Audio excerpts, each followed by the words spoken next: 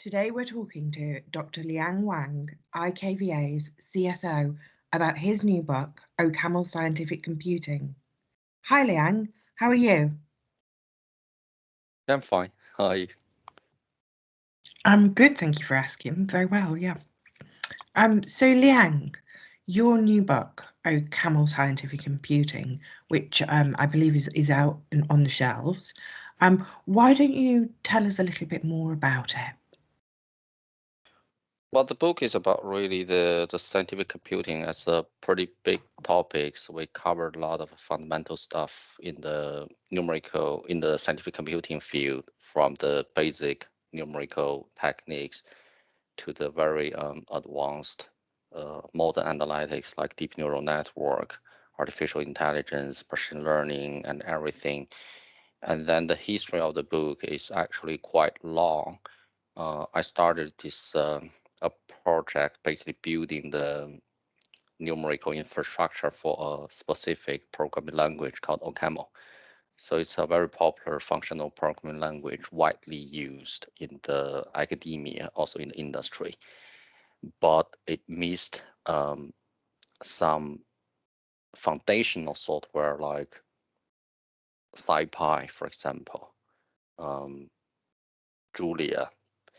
So it doesn't allow the user to build up this modern analytic application quickly, easily. So that's original motivation. So we start building this software, then we learned quite a lot in the different area in scientific computing. That's the starting point. At that point, our only purpose is just building up this software, not necessarily writing a book. And then after that, I started introducing the software, and I got involved into more involved into the industry, building this, for example, the IKV technology stack. I built a lot of application there. It's AI-based searching. And later I also involved into, for example, Nokia's 5G research. There's a lot of also development here. But all in all, you can see the AI and the modern analytics is everywhere, really, Mhm. from the search to the, for example, the modern communication technology like 5G system. You can see AI everywhere. And then every time I present the solutions to the audience, this broader range of different audience, I find it's really, really challenging to explain the fundamentals behind the AI. So usually people treat it like a black box, just like magic. Then you're casting the spells here and there to solve the problem in a fancy way. Then people see the result, people get impressed, but people still think this is a magic, this is a black box. They don't really understand what happens behind the scene. Sometimes I have this very curious audience sitting there and I start explaining more and more, but it's I basically repeating my explanation all the time, and I see this gap between the application, widely application of AI, and the general public's understanding about what's actually the building block. So I mean, we all learn the basic math, addition, subtract, multiplication, division. We all learn the, for example, random numbers, but how these kind of basic things we can build up with these basic tools until we build some very fancy deep neural network. So this step. So there's missing pieces there. So even though this technology has been widely used, so the book is really about filling this gap, because we gained a lot of experience when we are building up the system, because we were building the magic, not like casting the spell. So it's not about applying the AI. It's actually about the magic per se itself. So that's the basic, give the magicians some spell you can cast. So we understand things inside out. So we can actually explain very well from this random generator how we can build up some random matrix, how it's going to be used to initialize a matrix, how it's going to be initialized a deep neural network, how the new deep neural network can be layered up until you have very complicated network to start solving the problem. And then basically based on our previous experience, also the lot of motivation from introducing these AI based solutions in both IKVA and also my current work in Nokia solving this 5G stuff, then I basically motivate me to basically write up this book so I can use this as a basis to introduce people that these are the building blocks to make the modern AI application. So that's the whole story behind it. Wow. Okay. And so, you know, when you were going about this, because I mean, it sounds really like the book encompasses quite a wide area that you're trying to get out to people. What kind of did you feel were the challenges when you were writing? The challenge is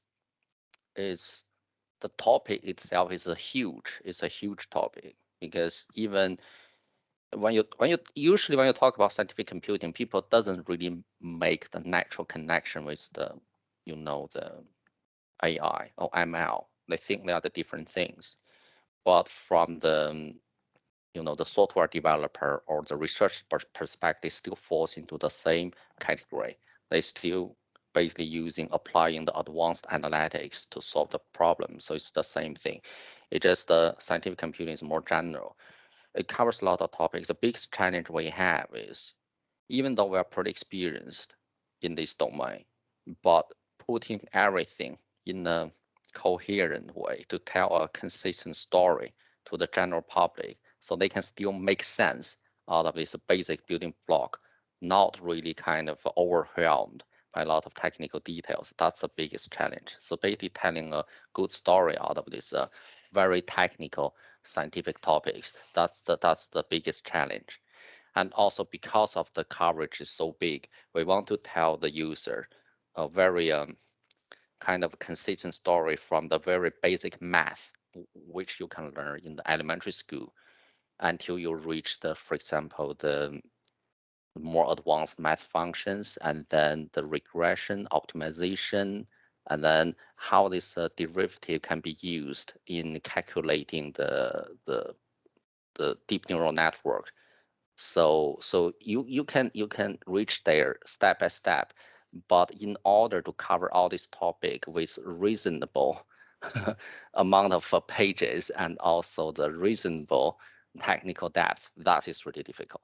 That's really difficult. So writing part is really difficult because the audience we are targeting is, you will assume them have the basic knowledge, but not as deep as the professional artificial intelligence researcher. So that's the biggest challenge in our opinion. Okay. And so, as this book is really aimed to educate and to help people understand, what do you think is the biggest thing that people really don't understand about this subject? People really don't understand the subject. In terms of scientific computing or is artificial intelligence, which topic you're talking about? The AI. The AI, okay. I think I already mentioned that in the beginning is the people don't really understand the connection between this very kind of fancy advanced analytics and the basic math what we learned in the elementary school. I mean, they probably think there's a really long journey from here to there, but it's actually not that far away, because we learn the math, we learn there's a function a plus b equals something. Then we learn in order to get the maximum value or minimum value, you need to calculate the derivative. So you can know where's the derivative equals 0, you can get the extreme value. Then their knowledge stops there. Then they would think there's a long journey until they reach deep neural network. But actually, you're almost there. It's not that far away. It just we just extrapolate from this scalar value, because what you usually deal with is just one single number, right? But then the deep neural network works usually in the high dimensional space. So we deal with vectors, we deal with a matrix, we deal with tensors. So dimensionality just increase all the time. It's not just a point. It's more than a line. It's more than 3D dimensions, 4D, 5D, 6D, 300 dimensions. So what's the really gap between this? It's actually the dimensionality, not really the mass. Of course, there's some advanced technology, but most people actually, they don't really realize they are pretty close in understanding the whole thing. You just need to make a bridge between this gap, and then they will understand that. So I think that's the missing piece. They don't really understand. I think the AI as a technology is very well received by the societies already. People know it can solve a lot of problems. People know there's pros and cons. People know there's some limits about AI.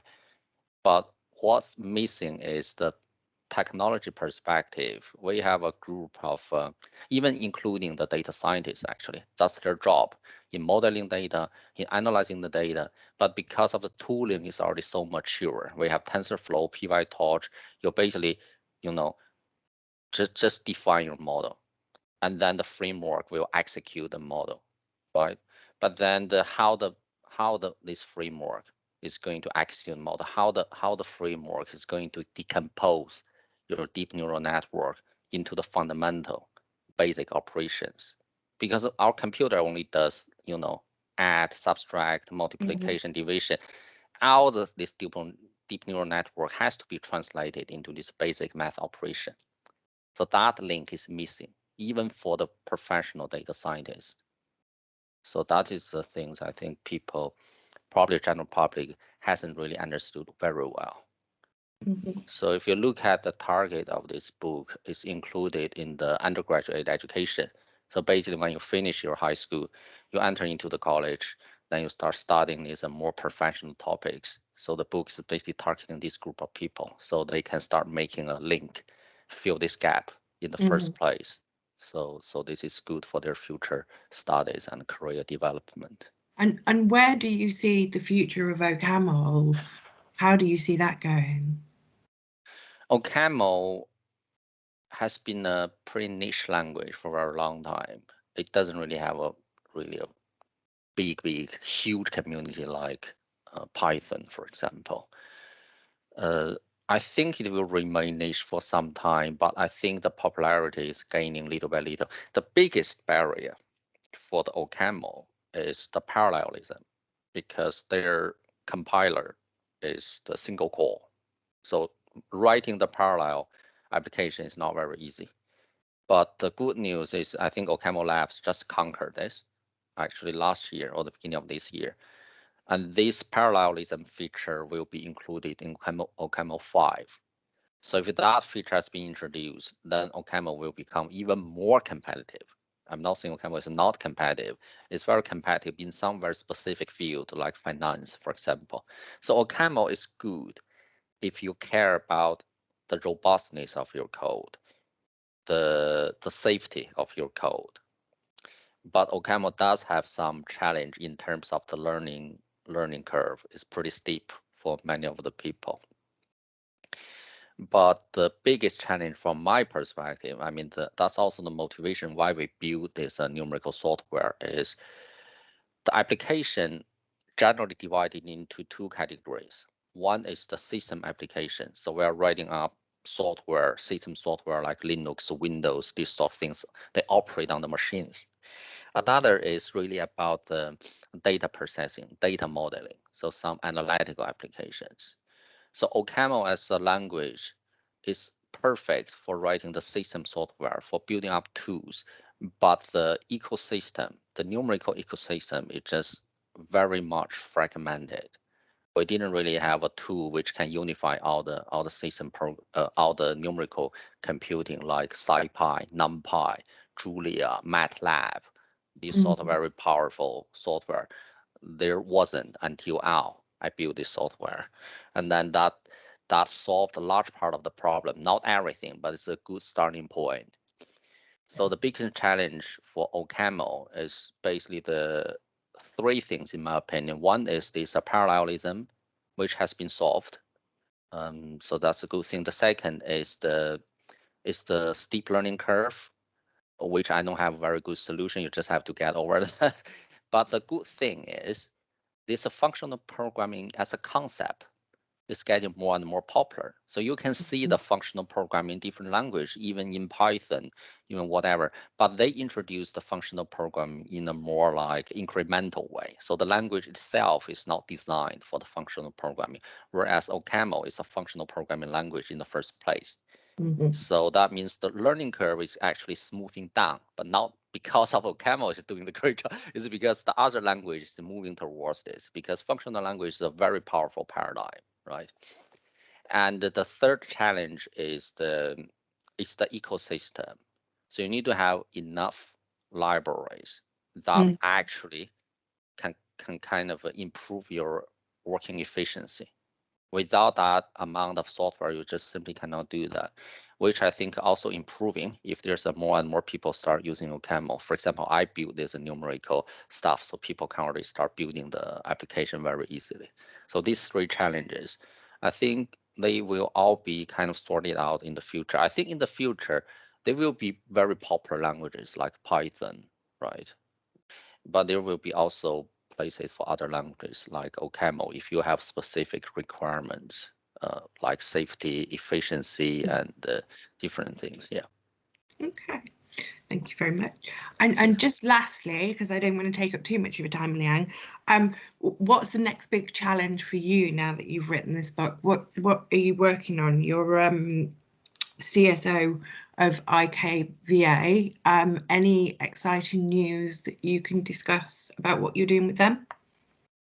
Yeah, I think OCaml has been kind of a very important programming language when we build up our first prototype, and I think we still have some component running with this with OCaml. And I think the next step is not only about using the numeral technique we learned in building system, but also the applying the architecture. You probably not know that we have been spending a lot of efforts in improving our software architecture. It's not only about one specific service. It's basically the platform where we are going to hosting all the services. And one of the biggest lessons we learned from the OWL software is the software architecture is really, really important. So that gives you a lot of flexibility and the power. Actually, you can grow your competence in the future in building up different applications. I think we are going to probably applying more this architectural thinking, what we learned in the OWL software in the IKVA technology stack, trying to kind of guide us our future development, how we build up our competence on this technology. We actually already started the following up book, so we will have another book published. If not this year, then next year. That will specifically focusing on the architecture of the OWL, because this book, the book we just published with Springer, was actually about the application you can build on top of OWL, so with different numerical technique. But the following up book is specifically focused on what is the advantages of the OWL architecture per se. So that will give but the target audience is very, very professional software and the numerical scientists that want to build the magic, not only casting the spell. So that's another book. Yeah. Excellent. Well, I'm sure there'll be lots of people looking forward to that hitting the shelves. Yeah, we will see. Listen, Liang, thank you very much for your time today. Great to speak with you, and hopefully we'll speak to you again soon. Yeah, thank you, Kate. Thank you very Thanks much. for your time. Yeah. Bye. Thank you. Okay, bye-bye. See you.